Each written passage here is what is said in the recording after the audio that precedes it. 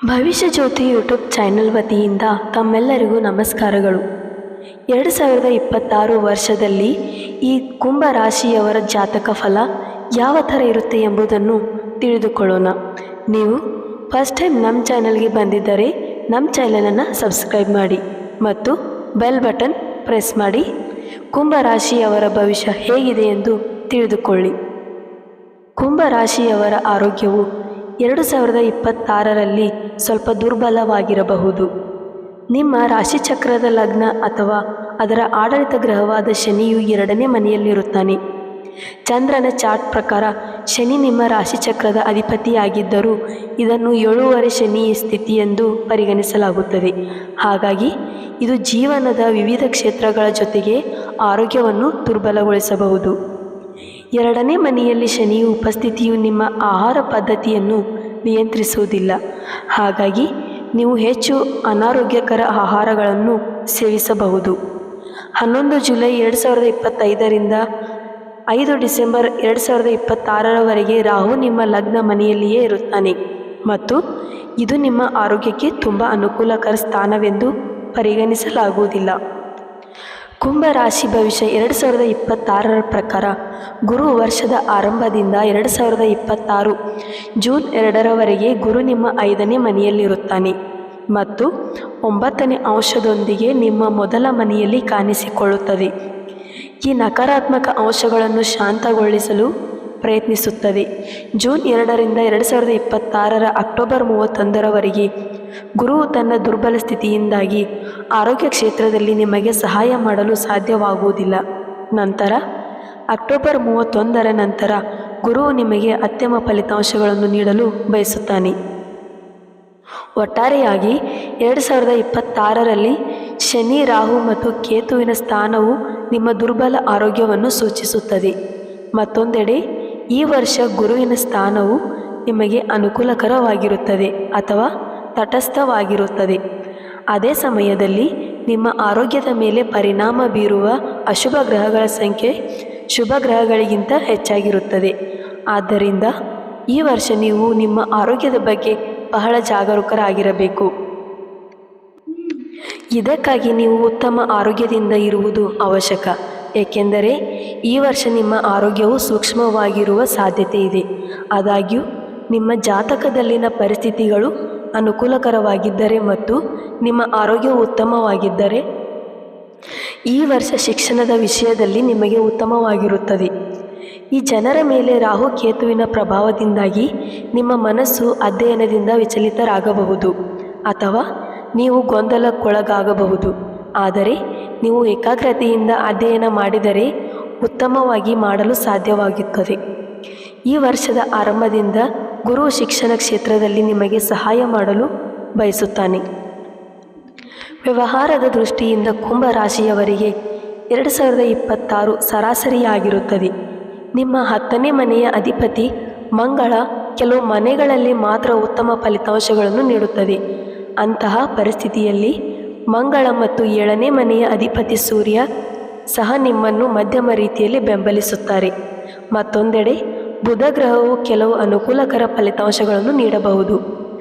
ಈ ವರ್ಷ ನೀವು ವ್ಯವಹಾರ ಕ್ಷೇತ್ರದಲ್ಲಿ ಹೊಸದನ್ನು ಪ್ರಯೋಗಿಸಲು ಬಯಸಬಹುದು, ಆದರೆ ರಾಹು ಕೇತುವಿನ ಅಶುಭ ಪರಿಣಾಮದಿಂದಾಗಿ ಈ ಅವಧಿಯಲ್ಲಿ ಯಾವುದೇ ಹೊಸ ಕೆಲಸವನ್ನು ಪ್ರಾರಂಭಿಸುವುದನ್ನು ತಪ್ಪಿಸಲು ನಿಮಗೆ ಸಲಹೆ ನೀಡಲಾಗುತ್ತದೆ. ಕುಂಭ ರಾಶಿ ಭವಿಷ್ಯ 2026ರ ಪ್ರಕಾರ ನೀವು ಅಪಾಯಗಳನ್ನು ತೆಗೆದುಕೊಳ್ಳದಿದ್ದರೆ ಮತ್ತು ವಿಷಯಗಳನ್ನು ಹಾಗೆಯೇ ಮುಂದುವರಿಯಲು ಬಿಟ್ಟರೆ ಸಮಯವು ನಿಮ್ಮ ವ್ಯವಹಾರಕ್ಕೆ ಅನುಕೂಲಕರವಾಗಿರುತ್ತದೆ. ಇಲ್ಲದಿದ್ದರೆ ಸಮಸ್ಯೆಗಳನ್ನು ಎದುರಿಸಬೇಕಾಗಬಹುದು. ಕಠಿಣ ಪರಿಶ್ರಮ ಮತ್ತು ಸಮರ್ಪಣಾ ಭಾವದಿಂದ ಕೆಲಸ ಮಾಡುವವರು ಉತ್ತಮ ಫಲಿತಾಂಶಗಳನ್ನು ಪಡೆಯಬಹುದು. ವರ್ಷದ ಆರಂಭದಿಂದ ಗುರುವು ನಿಮ್ಮ 5ನೇ ಮನೆಯಲ್ಲಿ ಉಳಿಯುತ್ತಾನೆ. ಇದು ಉದ್ಯೋಗದಲ್ಲಿ ನಿಮ್ಮ ಗುರಿಗಳನ್ನು ಸಾಧಿಸಲು ನಿಮಗೆ ಸಹಾಯ ಮಾಡುತ್ತದೆ. ಇದರಿಂದಾಗಿ ನೀವು ಉತ್ತಮ ಸಾಧನೆಗಳನ್ನು ಸಾಧಿಸಲು ಸಾಧ್ಯವಾಗುತ್ತದೆ. ನೀವು ಶ್ರದ್ಧೆಯಿಂದ ಕೆಲಸ ಮಾಡಿದರೆ ನಿಮಗೆ ಶುಭ ಫಲಿತಾಂಶಗಳು ಸಿಗುತ್ತವೆ.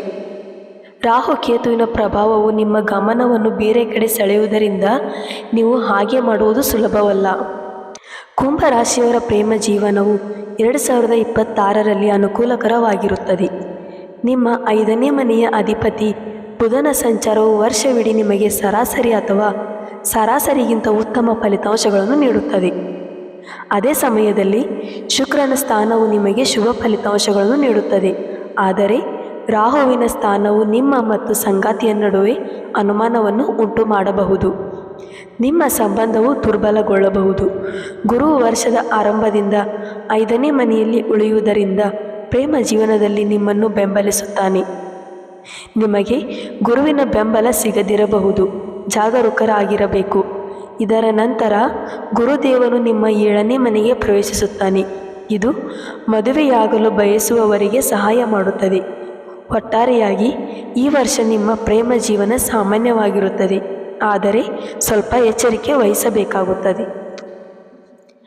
ಕುಂಭರಾಶಿಯ ವಿವಾಹ ಯೋಗ್ಯರಿಗೆ ಸಹಾಯವಾಗಿರುತ್ತದೆ. ವರ್ಷದ ಆರಂಭದಿಂದ ಅಂದರೆ ಜನವರಿಯಲ್ಲಿ ಶುಭ ಕಾರ್ಯಗಳಿಗೆ ಕಾರಣವಾದ ಗುರುಗ್ರಹವು ನಿಮ್ಮ 5ನೇ ಮನೆಯಲ್ಲಿರುತ್ತದೆ. ಇದು ನಿಶ್ಚಿತಾರ್ಥ ಮತ್ತು ವಿವಾಹದ ಮಾತುಕತೆಗಳನ್ನು ಮುಂದಕ್ಕೆ ಕೊಂಡೊಯ್ಯಲು ಸಹಾಯ ಮಾಡುತ್ತದೆ.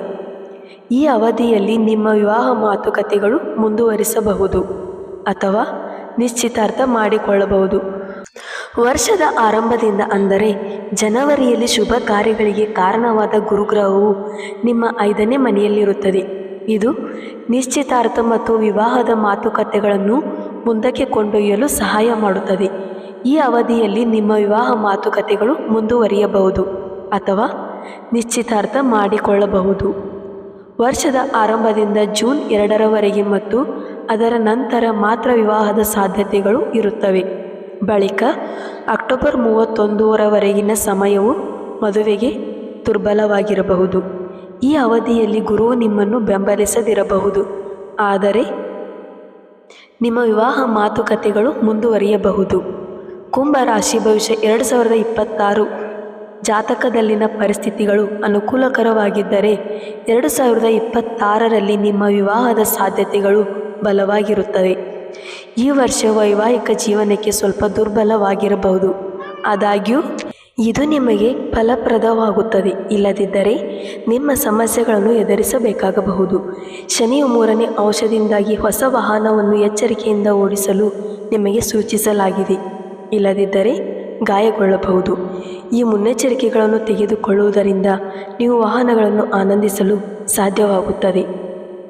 ಕುಂಭ ರಾಶಿ ಭವಿಷ್ಯ 2026ರ ಪ್ರಕಾರ ನಿಮ್ಮ ಕುತ್ತಿಗೆಗೆ ಬೆಳ್ಳಿಯನ್ನು ಧರಿಸಿ, ಹಣೆಯ ಮೇಲೆ ನಿಯಮಿತವಾಗಿ ಹಾಲಿನ ತಿಲಕವನ್ನು ಹಚ್ಚಿಕೊಳ್ಳಿ. ಸಂತರು ಮತ್ತು ಹಿರಿಯರ ಸೇವೆ ಮಾಡಿ. 2026 ಕುಂಭ ರಾಶಿಯವರ ವೃತ್ತಿ ಜೀವನಕ್ಕೆ ಅನುಕೂಲಕರವಾಗಿರುತ್ತದೆ ಮತ್ತು ನೀವು ಕಠಿಣ ಪರಿಶ್ರಮದಿಂದ ಉತ್ತಮ ಫಲಿತಾಂಶಗಳನ್ನು ಪಡೆಯುತ್ತೀರಿ. ಕುಂಭ ರಾಶಿಯವರ 11ನೇ ರಾಶಿ ಚಕ್ರ ಚಿಹ್ನೆಯನ್ನು ಶನಿ ಆಳುತ್ತಾನೆ. ಈ ವರ್ಷ ಹೊಸ ವಾಹನವನ್ನು ಖರೀದಿಸಲು ಅನುಕೂಲಕರವಾಗುತ್ತದೆ. ಇದಾಗಿದ್ದು ಕುಂಭ ರಾಶಿಯವರ 2026ರ ವರ್ಷದ ಫಲಗಳು. ಯಾವುದೇ ರಾಶಿಯ ದೋಷಗಳಿದ್ದರೆ ಹುಟ್ಟಿದ ದಿನಾಂಕ ಮತ್ತು ಹುಟ್ಟಿದ ಸಮಯವನ್ನು ಕಮೆಂಟ್ ಬಾಕ್ಸಲ್ಲಿ ತಿಳಿಸಿ. ದೋಷ ಪರಿಹಾರದ ವಿಷಯವನ್ನು ತಿಳಿಸಿಕೊಡುತ್ತೇವೆ. ಧನ್ಯವಾದಗಳು.